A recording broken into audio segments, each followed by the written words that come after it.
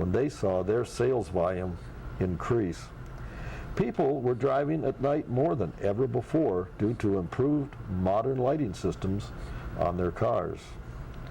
Now, from the outhouses of the 1920s, the 1950s found service station customers demanding cleanliness. Remember when the ladies in your car insisted on stopping only where this sign that you're seeing coming up in the upper right-hand corner was posted? And I can remember my mother chastising the embarrassed station owner who didn't comply or ran out of toilet paper. Stations of the 1960s started offering more repair work and better grades of fuels. Do you remember the days of ethyl gas when lead was added? Also, accessories of all types were sold and installed, and some really up-to-date stations even that day started installing aftermarket air conditioners. Now, want to get the lady drivers into your establishment? More bang for your buck came with the Sperry and Hutchison Company and their famous S&H green stamps. A gas station not offering these didn't draw the lady drivers. And woe be my dad if he came home with a full tank of gas and didn't have a fistful of these stamps to hand to my mother. Leaving the 1960s and early and entering the 70s saw the advent of the convenience store gas station and the decline of the service bays. The times had changed again, and it was more profitable to have one person run the store and not have a mechanic on the payroll while you pumped your own gas. Another thing the 70s brought to us was the big gas shortage. How many of you remember waiting in line for over an hour to get only 5 gallons and then drive to another station for another 5 gallons and so forth until your tank was full? You probably burned 5 gallons of gas driving to all the stations, not to mention the extra time. Another memory of the 1970s was the new president from Georgia associated with peanuts and a brother Billy who owned this service station in Plains, Georgia. How many of you remember Billy beer? Boy, I mean, that stuff tasted horrible. But now I wished I'd hung on to a few full 6-packs for the collector value of that stuff today. We've come a long way during the past 110 years of developments and improvements to get gas into our cars, and we may be getting to the end of an era. Stations of this type may eventually become a memory of the past. Kids of the future rarely will be able to experience that aroma of fresh gas that we did. The new generation of alternative fuel sources is already upon us, and these curbside electric chargers are springing up. Battery quick change stations are already in the plans of the future.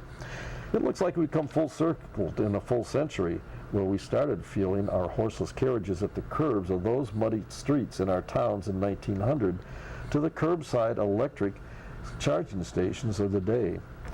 You know, I wonder if our kids of the day will be plugging their 2009 antique electric vehicles.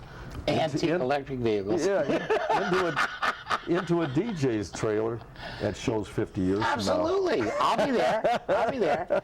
That was very cool, man. That's a scary thought. Yeah, isn't it? Yeah. You'll be there. You'll be there. I like the double outhouse. What do? You flip a coin on who's on? I don't know, but where does the plumbing go?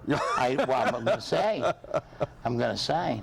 But you know what's neat? That's neat to see how they had, from basically just cans in the general store to pumping it at the curb. You got to pump your own, and all the way we've come full. Now we do it ourselves again. Well, no, it was refined. It was for kerosene, for lamps. Very cool. You know, and the gas was just something you didn't know what to do with it. Yeah. Well, back then everything was so much different. You were telling me some of the things about, like the dealerships, car dealerships. It was like the livery stables. When you had a horse, you would board it at the livery stable, and they would feed it and take care of it and take care of the waste product and everything else, okay? And brush him and all that. You'd go out for a ride, and then they'd take care of your horse. That's what it was in the beginning with cars. That's right. He's giving away all the future stuff. Oh, I'm sorry. I shouldn't That's give. all right. But Let 'em it's lead just, into I mean, it. that's. I never knew Sure. any of that. We'll be doing I'm something not on old that. enough for this stuff, when folks. Mr. True comes on, you are going to learn something. Yes, you're always going to learn something. I often Bill, I learn love that, it. too. I want to thank you very much. I You're know welcome. that It's fun to doing research it. these requires a lot of time, a lot of research, a lot of thought. Oh, and she's wanting me to do the thing there. yeah. Okay, but anyway, thank you again. Thank All you. right, we're going to take a little break here. A word from our sponsors. We'll be back in just a couple of minutes. Don't go away. Welcome back to Collector Cars. I hope you all enjoyed the video that Bill prepared for us. Are you okay, Bill? Is everything okay? Are you? It's You know, the you You got to get audience. the audience out of Yeah, here. is he, the studio audience, are they bothering you, Bill? All right. He's been like this ever since he came in the door, you know. I do want to address something, folks, and I always hate this, but apparently someone is running around the car shows claiming and telling people that my Wendy's show is canceled. So here we go again. It's not canceled. They're happy with us. Wendy's won a national award for marketing for the car show. We've been with them for 2 years, 3 years. I spoke to the general manager less than a week ago. We will be at Wendy's third Saturday, as always. Remember the person who told it to you, and don't believe the next thing he or she tells you after that. Anyway, that's it. Let's get to, Bill was running around with a camera up at Quaker Steak and Lube and Plant City. We got a couple cars left. This will be partly plant. Roll the footage.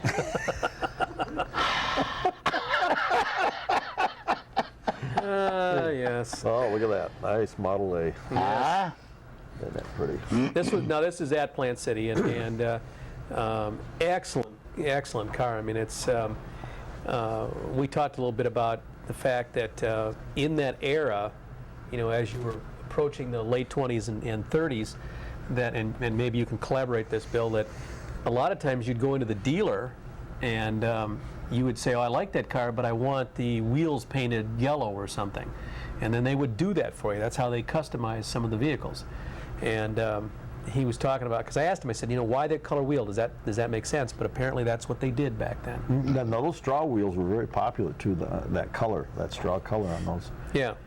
And that was started, what, in 27 or 28, I think he told me, that they went away from the wood wheel and went to that, you know, that wire style wheel. Right, the last of the T's were. Yeah. You can get either way, wood or wire, but mostly wire. Uh-huh.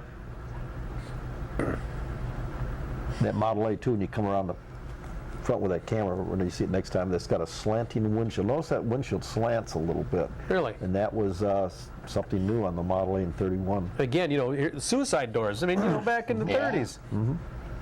very cool. Yeah. Model A's had the first safety glass in the windshields too. That was brought out on any car. It was in the Model A. This was an excellent vehicle. All right. We are now at, obviously, Quaker Steak and Lube. What a blowout we had up there. Over 200. Who's that fat guy? I don't know. What, are you using a wide angle there? Check this out. This is my Over the Bridge gang, all lined up. I'm telling you, they were there. They were waiting for me when I pulled in at 1 o'clock. They're largely responsible for the great turnout we had over there. 1925 T-Bucket. Donnie Lotz from Spring Hill. Slightly modified engine. Slightly. Yes. And in that T-Bucket, I